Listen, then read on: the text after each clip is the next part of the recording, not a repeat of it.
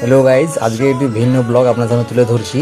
তো প্রতিদিনের মতো মাহিদ আজকেও বায়না করলো তার কিছু গোছানো কিছু গাড়ি, যেখানে রিমোট কন্ট্রোল বাইক রয়েছে আর বিভিন্ন রকমের, এবং তার যেগুলো দৈনন্দিন জীবনে যে খেলনাগুলো রয়েছে সেগুলোর সঙ্গে ছিল কয়েকটা।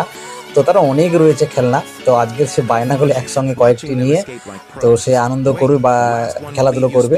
তো সেটা তুলে ধরছি। চলো, ব্লগটি অবশ্যই কন্টিনিউ করবে।